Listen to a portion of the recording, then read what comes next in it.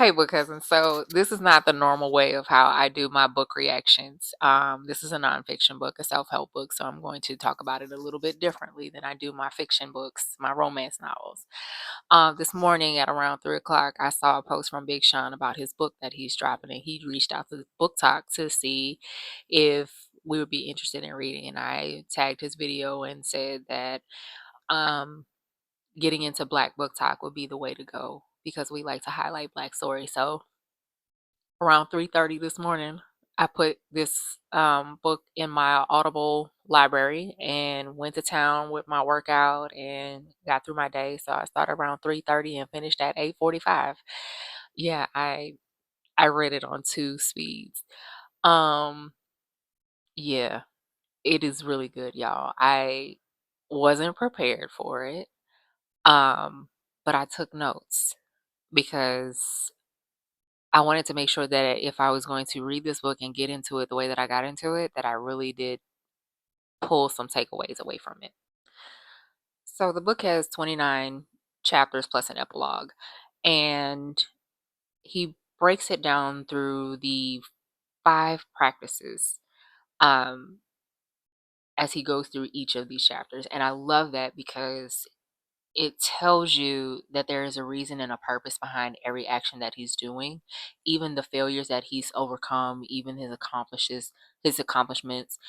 There are 5 practices that he has stuck to for his life, and it helps fuel him in every decision that he makes. And those 5 practices are accept, strategize, try, trust, and manifest.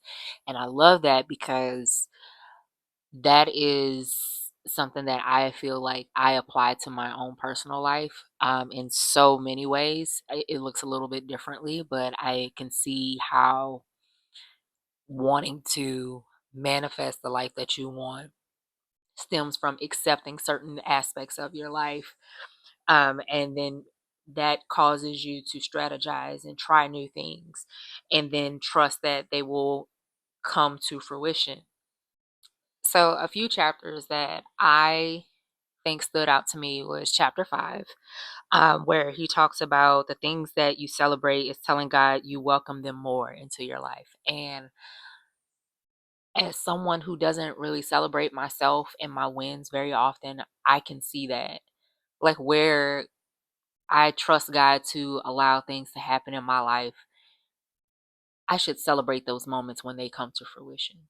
Saying, God, I thank you. God, I love you for allowing me to have this opportunity. I welcome more into this space because I have overcome through you and the opportunities that you have granted me to have in my life.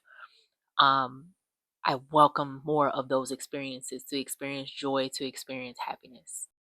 And that goes into another chapter that I like, which was chapter 9, where he talks about affirmations and agreements. Um, he includes and more when it comes to what he is affirming and putting out as an agreement to the universe or to God. I'm Christian, so mine is to God.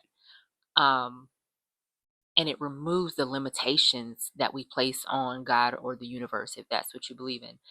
And I just really thought about that and was like, do I really limit what God can do in my own personal life where I just say, God, I leave these things into your hands, allow them to manifest in ways that I cannot imagine?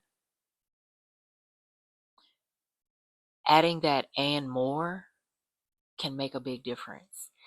And it just really got me thinking this morning like maybe I should change the way that I view God in the plans that I have.